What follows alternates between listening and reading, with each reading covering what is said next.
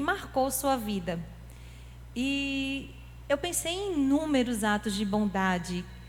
E eu tenho sido alvo de muita bondade da parte do Senhor e pela instrumentalização de vários irmãos.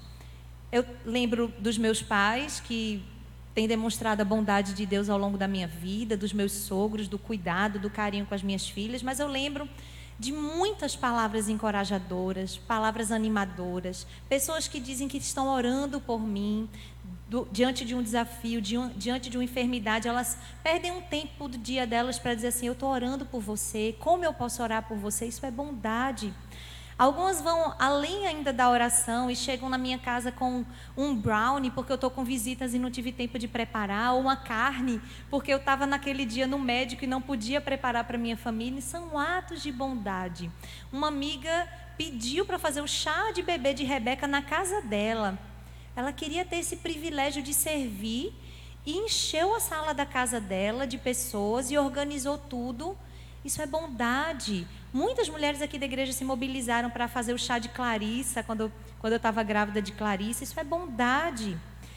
Mas vai além, quem ajuda com as minhas filhas para eu ter um tempo de descanso ou de passeio com meu marido, ou simplesmente porque elas gostam de passear, estar na casa deles. Isso é bondade. Nós temos recebido muita bondade do Senhor. Presentes. Pessoas que dizem: olha, essa roupa não cabe mais, será que cabe em uma das meninas? Olha, esse sapato está apertado no meu pé, será que ele fica bom em você? Todo o nosso dia, ele pode ser recheado dessas pequenas bondades. E grandes bondades. Às vezes a bondade é mais custosa, mais trabalhosa, mais elaborada. Mas as pequenas bondades também contam e serão recompensadas pelo Senhor. Eu tenho sido alvo de muita bondade e esses atos marcaram a minha vida porque eu não merecia. Também porque eles implicaram num custo para quem realizou esse bem. E eles chegaram no momento certo, nem antes nem depois, e eles supriram necessidades reais. Seja a necessidade de uma palavra encorajadora ou de saber que alguém está orando por você. Tem algo que aqueça mais o nosso coração do que saber que alguém está orando por nós? John Bunyan, ele dizia que você pode fazer muito por alguém depois de ter orado por alguém, mas nada antes que você tenha orado por alguém. Como a oração é preciosa e nós cremos que ela é eficaz e poderosa. Tiago nos diz isso. Então, alguém orar por você é um ato de bondade e supre muitas das nossas necessidades. Atos 10, 38. Eu gostaria que vocês abrissem Atos 10, 38. Pedro faz um resumo de todo o ministério de Jesus.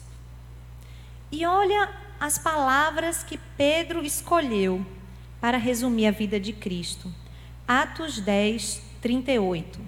Como Deus ungiu a Jesus de Nazaré com o Espírito Santo e com poder, o qual andou por toda parte, fazendo o bem e curando a todos os oprimidos do diabo, porque Deus era com ele. A presença do Espírito Santo e o poder que haviam em Jesus o levaram a fazer o bem. Andava fazendo o bem. Esse é o resumo. A bondade, ela consiste de duas partes. Existem duas palavras específicas para isso, mas elas são usadas de forma intercambiável muitas vezes. Então, a primeira parte da bondade nós chamamos de benignidade, que é um desejo sincero pela felicidade do outro, sentimento de compaixão que envolve as nossas motivações. É o que está no interior, que é invisível aos olhos humanos. Ela nos faz sensíveis às necessidades dos outros, sejam elas físicas, emocionais ou espirituais. E a segunda é essa benignidade em ação, que nós chamamos mais propriamente de bondade. São esses atos, é a prática, é algo que eu me preocupo, eu desejo bem, então agora eu vou e eu atendo essa necessidade, eu realizo esse bem. Envolve ações deliberadas que são úteis aos outros. Muitas vezes as pessoas bondosas e as pessoas benignas, elas são consideradas fracas. Aquelas pessoas que todo mundo passa por cima dela, não é verdade? E eu achei muito interessante uma citação de um livro que não tem ainda em português, chamado Love Kind, do Barry Corey.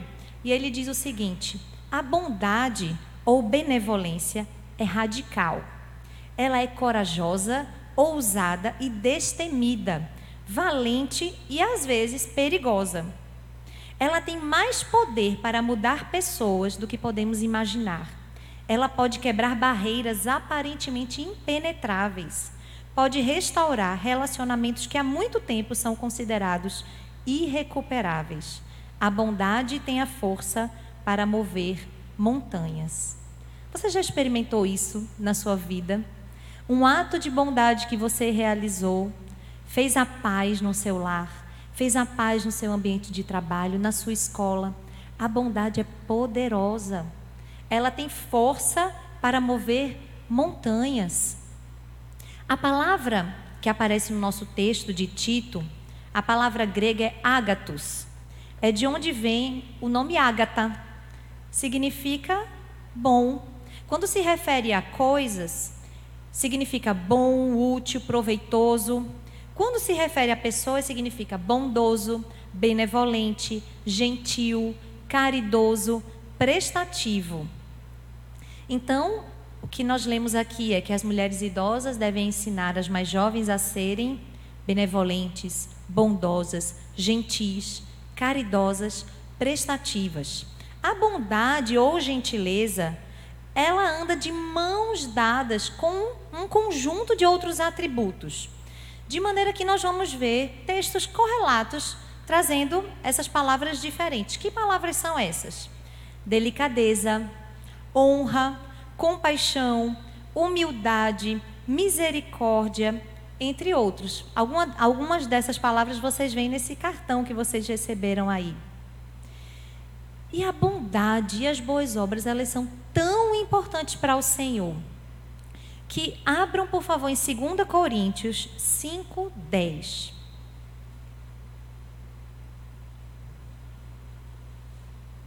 Segunda Coríntios 5:10.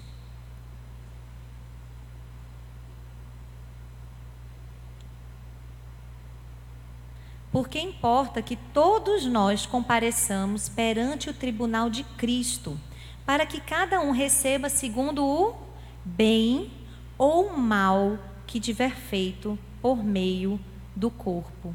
No final de tudo, nós vamos ser avaliadas pelo bem ou pelo mal que nós fizemos. O mal será queimado. No dia do juízo, nós não vamos ter que nos preocupar se vamos ser lançadas no fogo, porque não são as nossas boas obras. Foi a obediência perfeita de Cristo. Ele nos vê como santas, porque Ele é santo. Mas nós vamos receber uma recompensa de acordo com o bem que tivermos feito. Essa palavra aqui é ágatos. Como está então a nossa vida segundo a avaliação da bondade? E aí a gente pega o nosso cartãozinho, cartão de registro da gentileza ou bondade, que está no nosso livro, na página 167. Ele saiu com alguns pequenos erros de digitação, mas ele é uma ajuda para nós identificarmos em que áreas nós precisamos mudar, melhorar.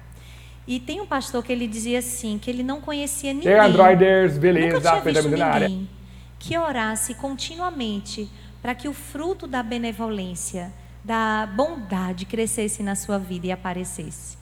E eu parei para me perguntar se eu mesma já tinha orado para crescer na graça da bondade. E eu não me recordo de já ter feito isso antes de ter estudado para a lição de hoje. A gente ora para ser mais paciente, especialmente quem é mãe de criança pequena e adolescente, né? A gente ora, Senhor, me dá paciência, eu preciso de paciência, senão eu vou esganar essa criança. A gente ora para ter mais amor, a gente ora, né, para ser mais responsável.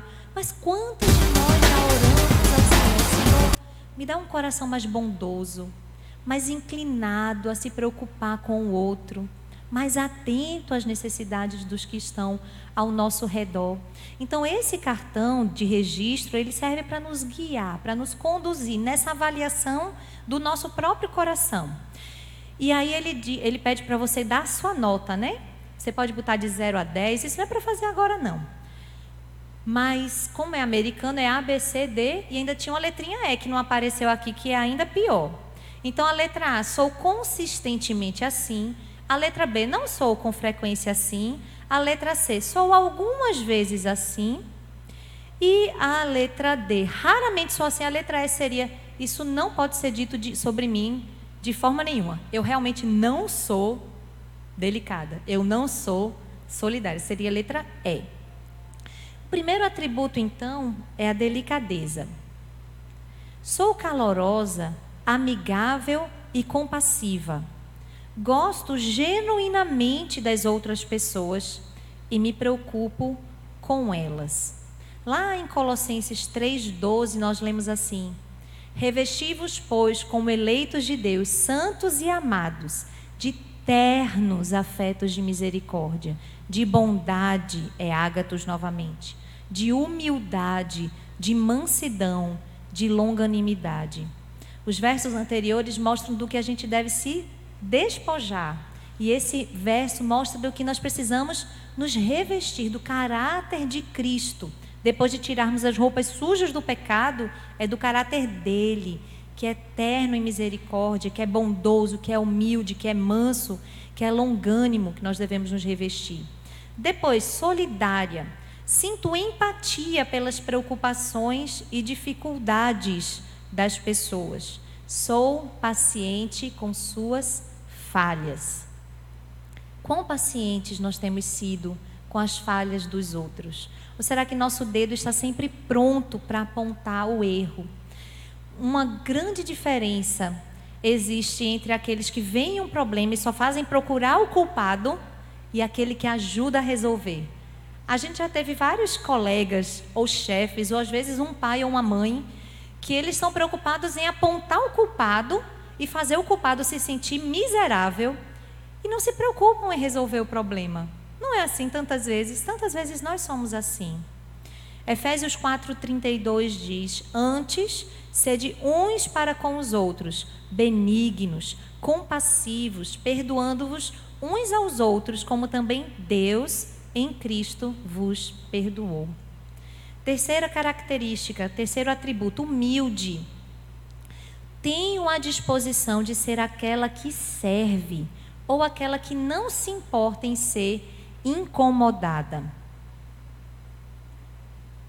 E às vezes a gente pensa assim, eu estou com a visita em casa, e aí tudo que a visita precisa, eu sou pronta a atender. Eu pretendo ir até além das expectativas dela. Mas quando é um filho, quando é o marido que me pede alguma coisa, quando eu estou ocupada com outra coisa, como é que eu costumo responder? Será que eu sou aquela que não se importa de ser incomodada? Ou será que eu sou aquela que não tem pé, não tem mão, levanta, vai e pega? Eu não diria isso para uma visita, você diria? Mas eu já disse isso muitas vezes para as minhas filhas. Quarto atributo, honra. Cedo favor e dou preferência aos outros. Tenho o desejo de ver os outros reconhecidos. A bondade não busca colocar uma seta brilhando de LED. Olha o que eu fiz, olha como eu sou boa. Ela quer apontar a luz primeiro para Cristo e depois para os outros, honrando-os e valorizando-os. Romanos 12:10 diz: amai-vos cordialmente uns aos outros com amor fraternal, preferindo-vos em honra uns aos outros. Não briga pelo primeiro lugar, não briga para ser aquela que vai ser vista, elogiada. Em casa a gente tem que aplicar essa ideia de honrar o outro. Quando você quer dizer para uma criança que ela quer o brinquedo que a outra está, prefira em honra a sua irmã, prefira que ela fique feliz, que ela fique alegre brincando com esse brinquedo, porque você vai ficar feliz à custa da felicidade dela. Desde pequenininho, se a gente planta essas sementes no coração das nossas crianças, mais facilmente elas vão chegar a uma idade em que por elas mesmas elas vão honrar e valorizar e dar a precedência e dar a preferência para as outras pessoas. Graciosidade. Faço o possível e o impossível para tratar bem as pessoas, mesmo quando não merecem. A bondade da graça comum, ela vai para quem merece. Eu faço bem para quem me faz o bem. Eu amo o que me ama. Mas é isso que o Evangelho fala para nós? Essa não é a reivindicação do Evangelho do Senhor Jesus. É uma bondade que é sobrenatural. Abram, por favor, em Lucas, no capítulo 6.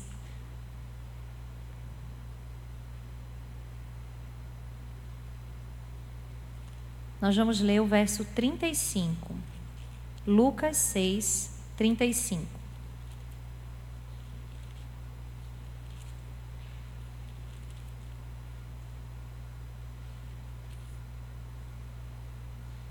Amai, porém, os vossos inimigos, fazei o bem e emprestai, sem esperar nenhuma paga. Será grande o vosso galardão, e sereis filhos do Altíssimo, pois Ele é benigno até para com os ingratos e maus. Quantas vezes nós somos ingratas diante das bênçãos que o Senhor nos dá? Quantas vezes nós resmungamos, murmuramos, queremos que o Senhor faça diferente do que a gente esperava. Queremos que Ele vá atender aquilo naquela hora. Somos más, tantas vezes somos ingratas. Mas o Senhor é benigno, até para com os ingratos e maus. E quando fazemos o mesmo, nós somos filhas do Altíssimo. Então, essa bondade, ela de fato, ela vai além da graça comum.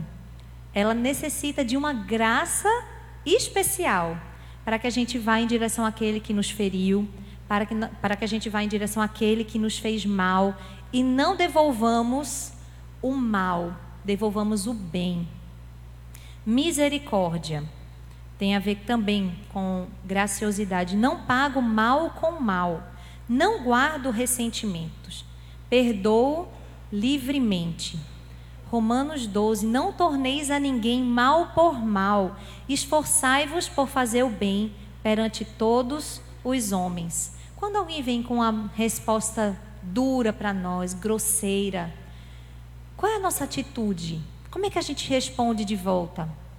Será que a gente consegue segurar a pancada do mal e devolver com palavras amáveis, dóceis, graciosas e edificantes? Mais uma vez, muitas vezes isso é mais desafiador na nossa casa, com as pessoas que estão mais próximas a nós, que não têm máscaras em casa, que são como são, e muitas vezes nos tratam de maneira que nós sabemos não agrada ao Senhor. Não deveria ser assim. Mas a nossa resposta é nossa responsabilidade. Se vamos responder com o bem e esforçarmos-nos por fazer o bem perante todos os homens. Gentileza. Não sou crítica, sou pacífica e cordial. Busco abençoar, não fazer o mal. Romanos 12, 20 e 21. Pelo contrário, se teu inimigo tiver fome, dá-lhe de comer. Se tiver sede, dá-lhe de beber. Porque fazendo isto, amontoarás brasas vivas sobre a sua cabeça. Não te deixes vencer do mal, mas vence o mal com o bem. Nós precisamos nos despojar desse espírito crítico. Eu não sei vocês, mas essa é uma luta minha particular. Analisar e criticar e dar minha nota na minha cabeça e dizer o que é que faltou, o que é que sobrou. Nós precisamos nos despojar e sermos pacíficas e cordiais, prontas para ver o bem que o outro fez, aquilo que o outro fez que ele acertou, e não aquilo que faltou, e não aquilo que ele errou. Eu vou sugerir que nós deixemos esse cartão de gentileza na nossa Bíblia. E à medida que nós formos nos lembrando de situações e ocasiões, nós voltemos a ele e a esses versículos que nós lemos.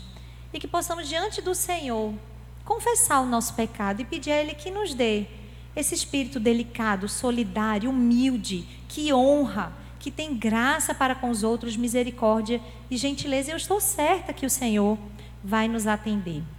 O nosso texto de Tito diz que as mulheres idosas devem ter, então, a lei da bondade nas suas línguas, primeiro no seu coração e depois nas suas línguas, porque elas deveriam ensinar as mais jovens a serem bondosas e elas mesmas deveriam ser exemplo da bondade. Mas o foco desse texto, nós já vimos isso outras vezes, não é que as mulheres sejam abençoadas tão somente, que as suas famílias sejam harmoniosas. O foco desse texto é que o ensino e o evangelho de Cristo sejam magnificados. Não é isso que nós lemos no verso 5 de Tito 2?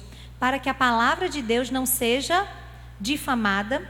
Em outros textos, em Tito 2,7, em Tito 2,10, nós vemos que o objetivo é ornar a doutrina.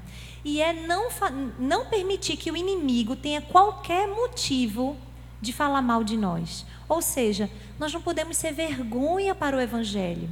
Nós devemos ser um atrativo. Nós devemos ser aquelas que as pessoas olham para a nossa vida e dizem: eu quero conhecer o Deus que ela serve. E a gente já disse isso aqui, que muitas vezes nós somos a única Bíblia que algumas pessoas vão ler. As pessoas não conhecem o Evangelho ou a Cristo.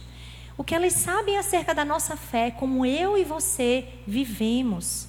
Esse é o objetivo do texto. A mensagem principal da carta toda de Tito é que a igreja deveria ser convocada a uma vida de sobriedade. Lembra que nós falamos sobre sensatez, sobre disciplina? Uma vida de sobriedade e boas obras fundamentadas na sã doutrina. Foi o que nós vimos em Tito 2:1, no primeiro dia de estudo. A sã doutrina é o alicerce do viver santo. Não adianta a gente buscar ter uma vida que agrade a Deus se nós não conhecemos a Deus através da sua palavra ou o que Ele deseja de nós. Essa vida de boas obras é tão importante nessa carta que essa palavra ágatos, boas obras ou bondade, aparece 6 vezes nessa carta tão pequena. As boas obras que Tito deveria exemplificar 6 vezes em Tito 2:5, 2:7, 2:14, 3:1, 3:8 e 3:14. Você vai ver ágatos ali. As boas obras, a vida dos crentes deveria demonstrar essas boas obras, em primeiro lugar porque elas trazem glória a Deus. Lembra do que diz Mateus 5:16? Assim brilhe também a vossa luz diante dos homens, para que vejam as vossas boas obras e glorifiquem a vosso Pai que está nos céus. Em segundo lugar, as boas obras estimulam os irmãos. E Paulo diz a Tito: torna-te padrão nas boas obras. Quando a gente vê alguém fazendo bem, nós não nos sentimos estimulados a fazer também? Ou quando alguém faz esse bem para nós, nós sentimos o desejo de replicar isso e de exemplificar isso como temos recebido do Senhor. E em terceiro lugar, a vida dos crentes deveria demonstrar as boas obras porque tornam o evangelho atraente para os incrédulos. Muitas vezes ela é o anzol que segura a pessoa, o incrédulo, para ouvir o evangelho. E o Senhor amolece o seu coração por causa de atos de bondade dos crentes. As boas obras são o ornamento, elas são o enfeite da mulher piedosa. Abra, por favor, sua Bíblia em 1 Timóteo 2, 9 a 10. 1 Timóteo 2, 9 a 10.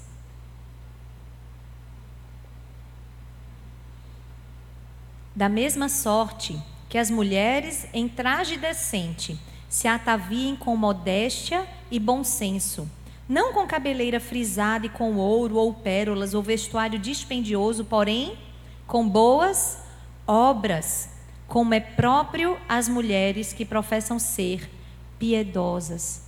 São as boas obras que enfeitam a mulher piedosa.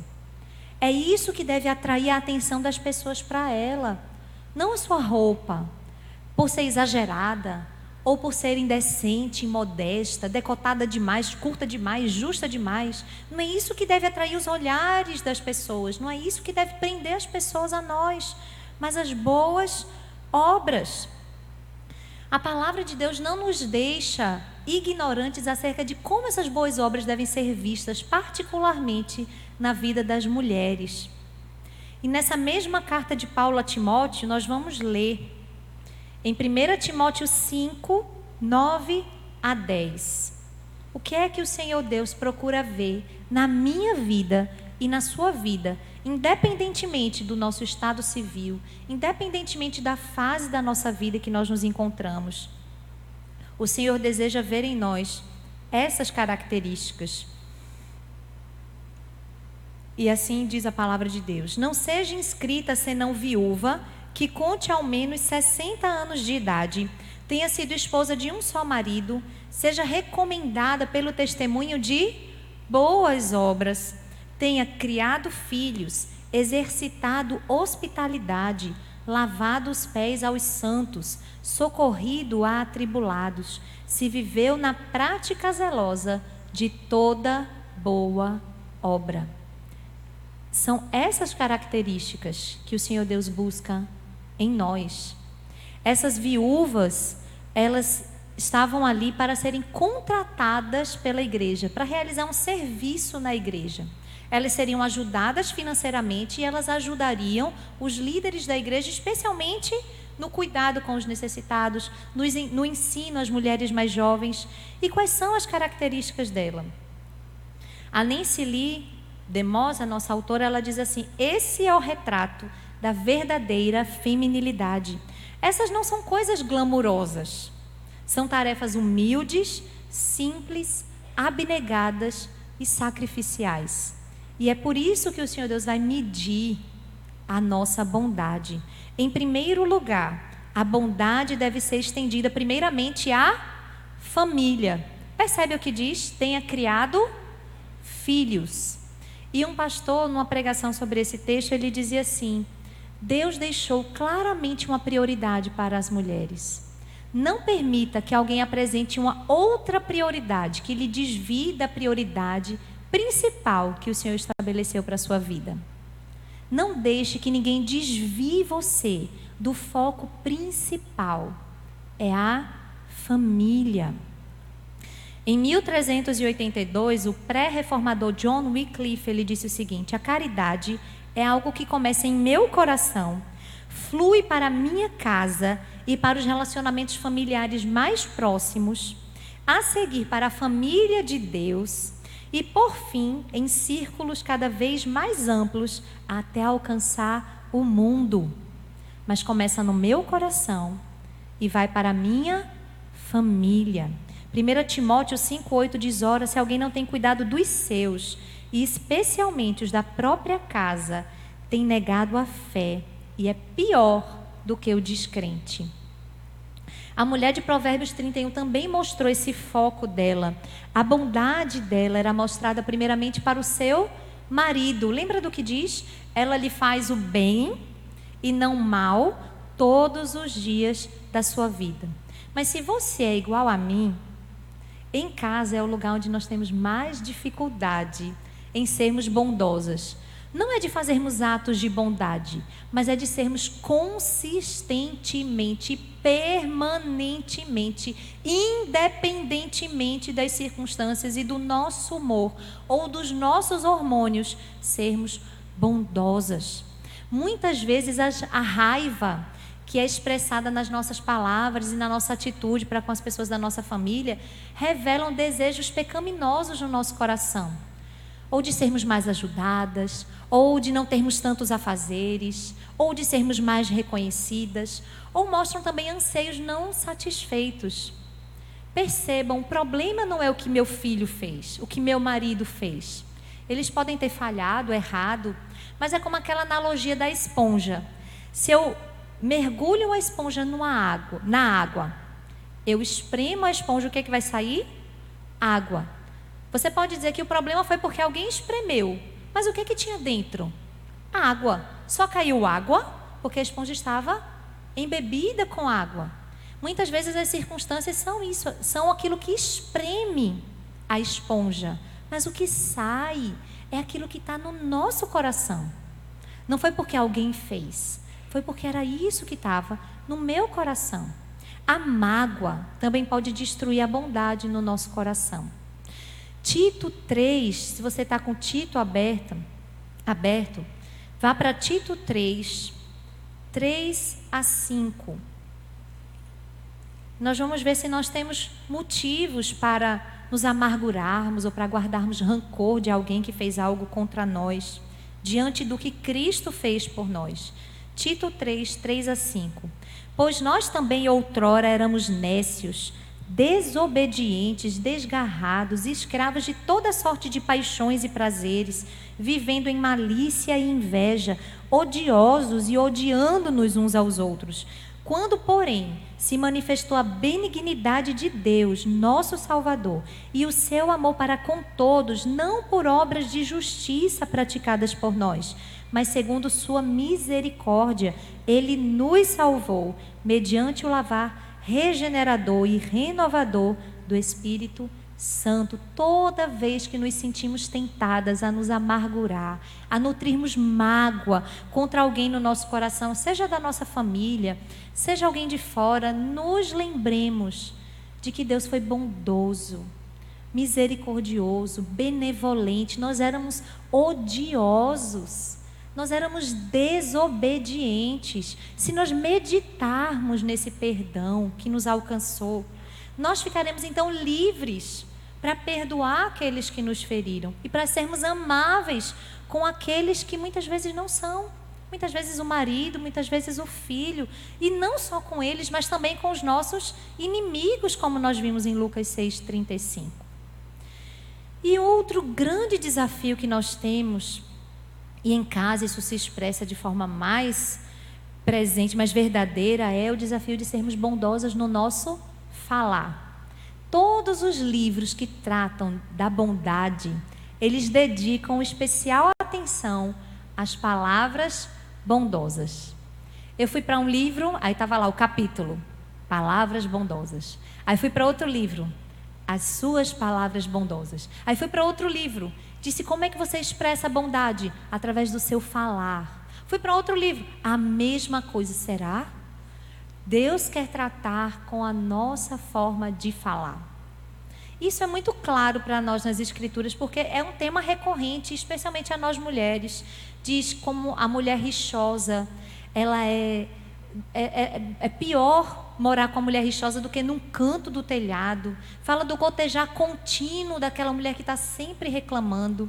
A Bíblia fala que nós não devemos ser caluniadores. Nesse texto de Tito 2, nós já vimos isso. Caluniador não é só aquele que conta uma mentira acerca de outro. É aquele que fala com a intenção de diminuir a boa imagem que essa pessoa tem diante dos outros. E quando eu diminuo a boa imagem que a outra pessoa tem, eu estou elevando a minha própria imagem. Porque se eu estou falando que essa pessoa faz isso, claro que eu não faço também. Isso é ser caluniador. Então a palavra de Deus está constantemente dizendo. Em Provérbios 31 nós vemos que a mulher, aquela mulher descrita, ela fala com sabedoria e a instrução da bondade está na sua língua. Então esse é um grande desafio. A Nancy Lee DeMoss fala o seguinte: a fala boa e gentil beneficia, estrutura e ajuda os outros. Fundamenta-se nas necessidades deles e não em nossas necessidades ou desejos. A fala gentil é compassiva, paciente, humilde, respeitosa, graciosa, misericordiosa, perdoadora, gentil e delicada. A boca fala do que o coração está cheio. E muitas vezes nós temos falado, e isso tem revelado que o nosso coração carece da graça de Deus, carece ser transformado para sermos e desenvolvermos aqueles atributos que nós estudamos. Efésios 4:31 diz que nós devemos nos livrar de toda amargura, indignação, ira, gritaria e calúnia, bem como de toda maldade. Se formos sinceras, nós vamos ver que muitas vezes no nosso lar as nossas palavras têm revelado amargura, ira, gritaria. Vai dizer isso para uma mãe de filho pequeno? Que a gritaria, eu digo para as minhas filhas sempre quando elas gritam, gritar é pecado. Está escrito na palavra, gritar é pecado. Se você tem um estilo de vida gritante, não só nas suas palavras, mas nos seus gestos, nas suas atitudes, reveja. A palavra diz que gritaria é pecado e demonstra também falta de domínio próprio da nossa parte. Quando nós precisamos elevar a nossa voz dessa maneira, isso não é gentil, isso não é amoroso e isso não edifica. Mas não só o que falamos é importante, mas como nós falamos também é importante. O nosso tom de voz, a nossa expressão facial. Eu não sabia disso, mas a Elizabeth George, no livro Bela aos Olhos de Deus, ela diz o seguinte, que o tom de voz de uma mulher era um motivo para um jovem judeu desistir do casamento. Se uma jovem falasse alto demais, fosse estridente demais, chamasse atenção demasiada para si, isso era um motivo para ele não se casar com ela. Que coisa, não é? O que nós falamos é importante, mas como nós falamos também tem que revelar essa gentileza, essa bondade, esse altruísmo. Nós demonstramos bondade na família, por meio das nossas palavras, sim, mas também por meio da oração, por meio do encorajamento. Quantas vezes a criança chega da escola, ou o marido chega do trabalho com uma notícia não muito animadora, e ao invés de encorajarmos, de dizermos, você vai superar, você vai conseguir, eu vou lhe ajudar, vamos orar. Você não se saiu bem dessa vez, mas eu acredito que você pode melhorar, que você vai se sair melhor da próxima vez. Palavras encorajadoras, os nossos filhos, os nossos irmãos, os nossos pais, os nossos cônjuges, os nossos amigos precisam de palavras encorajadoras. Não é dizer você tem poder em você, não é isso, não é dizer se empodere, não é isso. Mas é acreditar e ver neles aquilo que eles têm de bom e ajudá-los a atingir os objetivos. Isso é encorajar. Mas também demonstramos bondade na família por sabermos ouvir. E isso parece ser simples, mas eu digo a vocês, não é. Não é fácil saber ouvir. Você dedicar a sua atenção, você olhar, você parar, você largar o seu celular, você deixar de fazer aquilo que você estava fazendo, para você dedicar toda a atenção e você ouvir. Quantos pais de adolescentes reclamam porque eles são desconectados dos filhos, porque os filhos não conversam com eles, porque os filhos não abrem um coração para eles? E aí a gente pergunta, ou se pergunta, será que quando esse adolescente era uma criança e chegava da escola querendo contar que Maria fez com João e que João fez com Débora e o que Débora fez, será que essa criança ela tinha a atenção dos pais? Será que ela tinha ouvidos atentos para aquela situação infantil, corriqueira? Será que quando o nosso marido chega, ele percebe que ele tem a nossa atenção naquilo que ele vai falar? Ou nós estamos preocupadas, multitarefas, em fazer tantas coisas e nós sequer olhamos nos olhos? Saber ouvir, às vezes, é o maior ato de bondade que nós podemos fazer para uma pessoa numa ocasião. Às vezes, o que ela precisa é só alguém para ouvir. Ela não precisa nem de conselhos. Ela só quer desabafar. Você já foi os ouvidos para alguém desabafar? Contar os seus problemas? Os seus ouvidos estão prontos e atentos para aqueles que precisam conversar. A bondade também é mostrada na nossa casa por meio de planejamento. Você já planejou um almoço especial, um jantar especial para o seu pai, para sua mãe? Mãe, pai, fiz um jantar para vocês. Vamos dormir mais cedo. E você faz o prato que eles mais gostam e bate em retirada. Planejar fazer o bem. Planejar uma tarde especial com os filhos. Planejar uma surpresa no aniversário. Uma comidinha diferente, especial. Muitas vezes isso vai requerer tão pouco de nós, não é verdade? Outras vezes vai ser mais sacrificial. Mas a bondade que nós somos chamadas para demonstrar, ela é sacrificial. E em casa, mais ainda. Vocês perceberam que a palavra bondosas vem logo depois de boas donas de casa? Vocês acham que isso foi aleatório? Que isso está totalmente desconectado? Sermos boas donas de casa e sermos bondosas? Um autor que eu admiro muito, Jerry Bridges, recentemente falecido, ele diz o seguinte: cuidar da casa é sua vocação.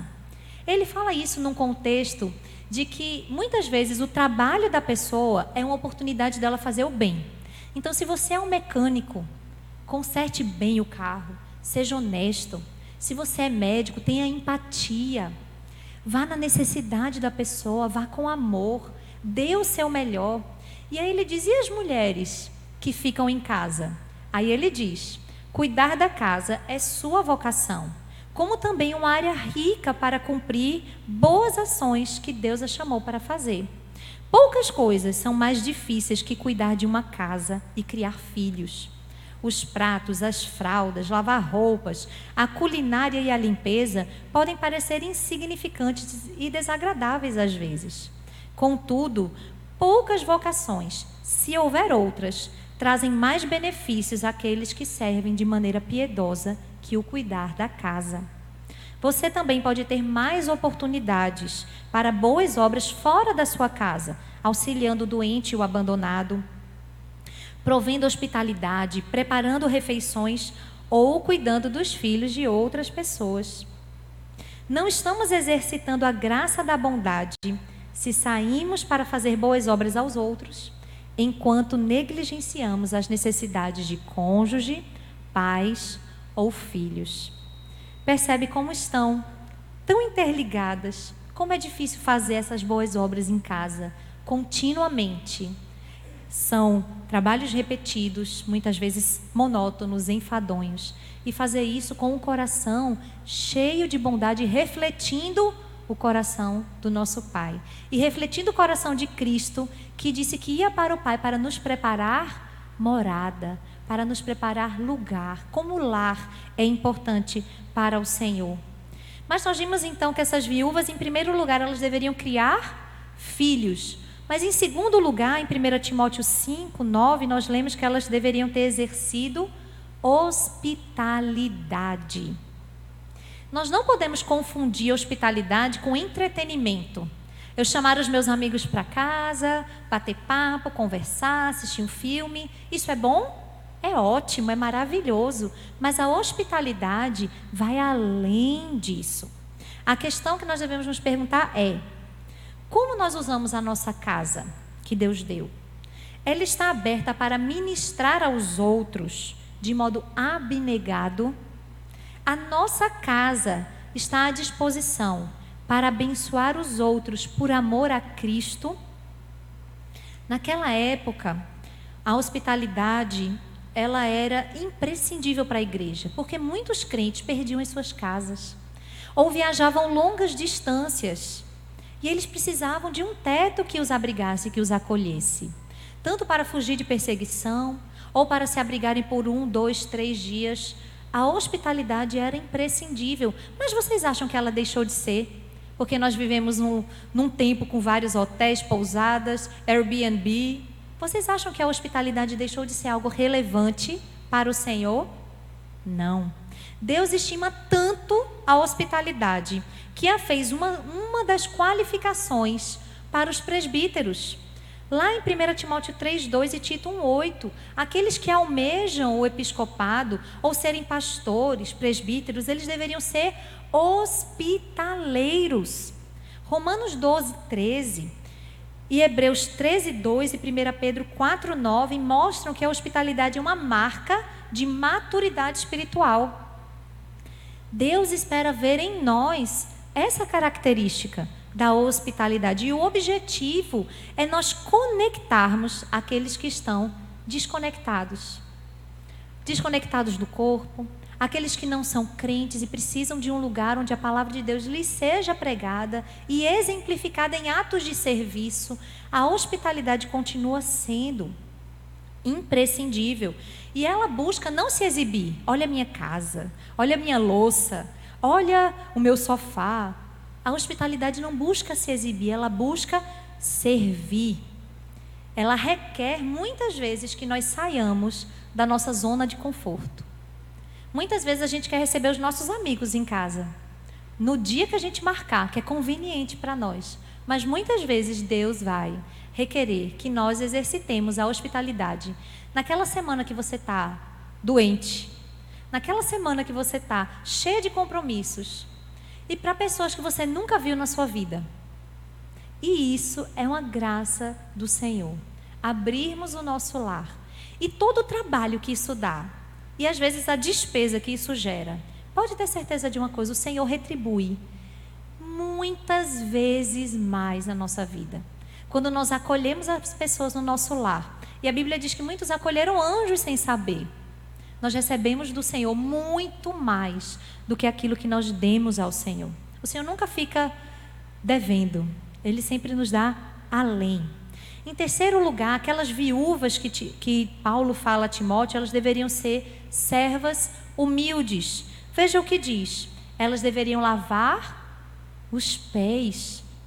E nós já ouvimos algumas vezes que lavar os pés era o trabalho do servo mais humilde, aquele mais desqualificado. Ele era o responsável por lavar os pés poeirentos dos que chegavam em sua casa. O que isso nos ensina? Que as nossas boas obras, os nossos atos de bondade devem ser em humildade, servindo, não para sermos reconhecidas ou honradas. Nós fazemos o que Deus manda porque somos servas e Ele é o Senhor. E nós fazemos não para sermos reconhecidas, mas para que Ele seja glorificado. Em quarto lugar, aquelas viúvas, elas poderiam ser contratadas e escolhidas se elas tivessem socorrido os atribulados. A mulher piedosa, ela é uma boa samaritana. Ela não passa ao largo com as suas desculpas religiosas para não atender a necessidade daquele que está caído no chão, quase moribundo. Ela para e ela atende ao necessitado. Provérbios 31, 20 mostra que aquela mulher exemplar, ela abria a mão ao aflito e ela estendia a mão ao necessitado. É por meio de seu povo, Elizabeth George diz, que Deus cuida dos pobres e dos necessitados. E Ele abençoa aqueles que cuidam dessas pessoas em obediência à sua palavra. Lembram quando Jesus conta que Ele vai separar de um lado os bons, do outro lado os maus. E Ele vai dizer para os bons que Ele teve sede, que Ele teve fome, que Ele esteve nu, que Ele esteve preso. E aqueles bons lhe deram de beber, lhe vestiram, lhe deram comida, lhe visitaram. E quanto aos outros? Eu estive nu e não me vestiste. Eu tive fome e não me deste de comer. E quando nós fazemos a um desses pequeninos, é ao Senhor que nós estamos fazendo. Gálatas 6,10 diz: por isso, enquanto tivermos oportunidade, façamos o bem a todos, mas principalmente aos da família da fé. Nós temos ouvido domingo após domingo que não haja necessitados no nosso meio. É por isso que nós temos a nossa campanha do SOS, para que nós possamos dar um pouco daquilo que Deus nos tem dado para socorrer os nossos irmãos que estão enfrentando dificuldade. Em primeiro lugar, devemos cuidar da família da fé. E em último lugar, em quinto lugar, essas viúvas, elas deveriam viver na prática zelosa de toda boa obra. Isso nos lembra uma outra mulher. E a história dela foi registrada em Atos, no capítulo 9. Por favor, abram em Atos, no capítulo 9, no verso 36.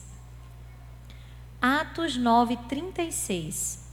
O Espírito Santo deixou registrado o testemunho dessa mulher, para que ela fosse exemplo para mim e para você.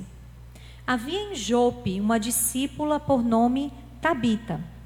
Nome este, que traduzido quer dizer Dorcas. Era ela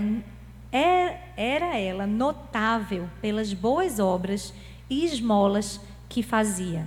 Agora veja o fim do verso 39.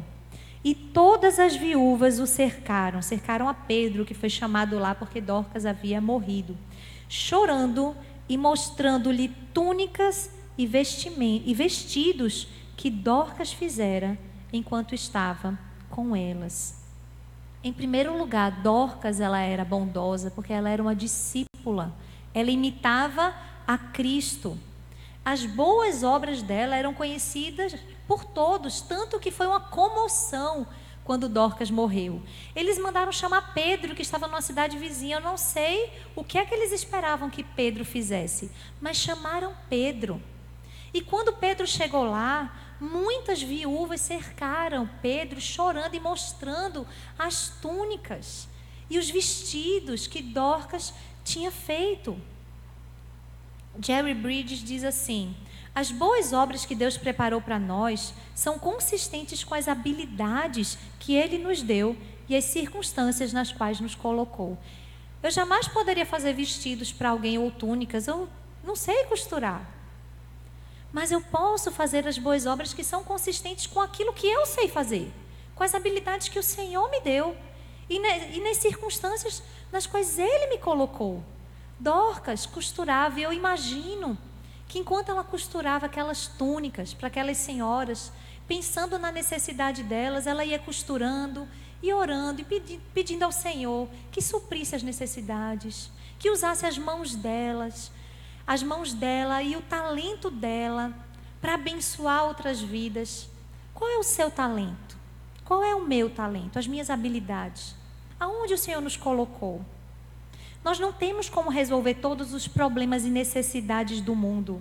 Não somos responsáveis por fazer todo o bem, mas por fazer o bem que Deus planejou para que nós fizéssemos. Jerry Bridges diz: o nosso desafio é estarmos alertas para essas oportunidades e não vê-las como interrupções ou inconveniências. Não procure o espetacular.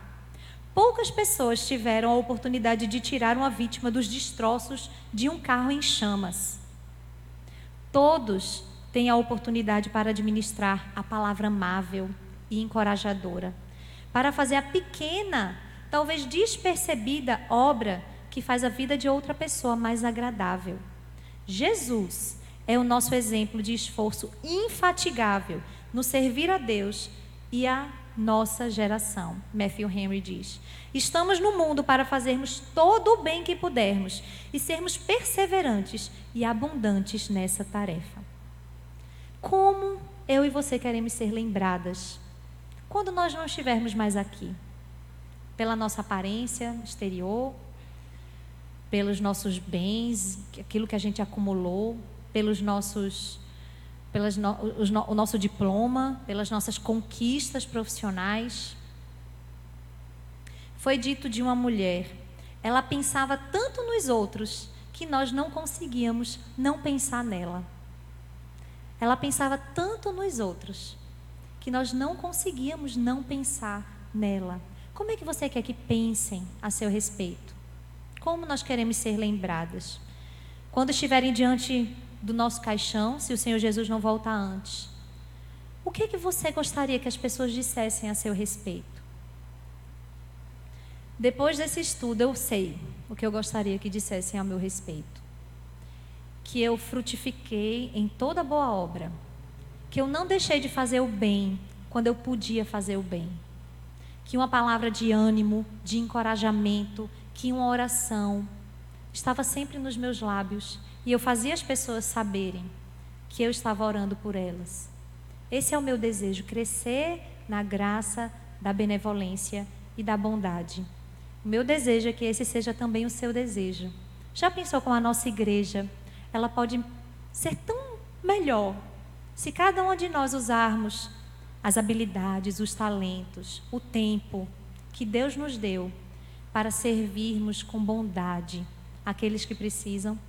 Como o mundo vai ser atraído a nós e ao Evangelho de Cristo? Vamos orar? Ó Deus, Tu és bom, Senhor. A Tua misericórdia dura para sempre. O Senhor tem feito bem para nós, ó Pai. Nós não podemos, ó Deus, nos queixar. O Senhor tem sido fiel. Ó Deus, perdoa-nos quando não vemos, ó Pai, aquilo que o Senhor tem feito em nosso favor e murmuramos e reclamamos e não temos um coração agradecido. Nos faz, ó Deus, provar e ver que o Senhor é bom. Mas não só isso, meu Deus, que assim como o Senhor, Pai, sejamos bondosas, que sejamos como as filhas do Altíssimo, que fazem o bem até para com os seus inimigos, que cresçamos, Senhor, na graça da benignidade, na graça da bondade, que sejamos humildes, que sejamos aquelas que servem, aquelas que não buscam, ó Deus, atrair para si a atenção, mas que buscam suprir e atender às necessidades dos que estão ao nosso redor. O Senhor será grandemente glorificado, ó Deus. A tua igreja será abençoada e o mundo incrédulo será atraído ao Senhor quando nós vivermos assim. Ajuda-nos, ó Deus, especialmente a sermos bondosas no nosso lar, a não negligenciarmos as necessidades daqueles que o Senhor nos deu para cuidar. Ó Deus, que a palavra mais doce e bondosa seja para o nosso marido, para os nossos filhos, para os nossos irmãos, para os nossos pais. Que os nossos atos mais altruístas sejam diariamente vistos por eles, ó Deus, e seja exemplo para eles. Ó Senhor, transforma o nosso coração, tira de nós a ira, a calúnia, a malícia, o orgulho, a gritaria, muda o nosso falar, para que seja um falar cheio de bondade, como o falar do Senhor é para nós, como o Senhor aquece o nosso coração nos dizendo que o Senhor nos escolheu, que o Senhor nos santificou, que o Senhor tem preparado, ó Deus, para nós algo que nem olhos viram, nem ouvidos ouviram. As recompensas que o Senhor nos propõe são elevadas demais, mas o nosso desejo maior é que seja o teu amor e a tua bondade que nos mova a ser bondosos como Dorcas, como, ó Deus, Barnabé, como José de Arimateia, como essas viúvas reconhecidas pelas boas obras. Que essas mulheres aqui, Senhor, que as mulheres dessa igreja sejam reconhecidas pela sua piedade, pela sua bondade, pela forma humilde como tem servido ao Senhor. E o Senhor, que é rico, ó Deus, que o Senhor, que é galardoador, recompense a cada uma de acordo com a tua abundante graça, em nome de Jesus. Amém.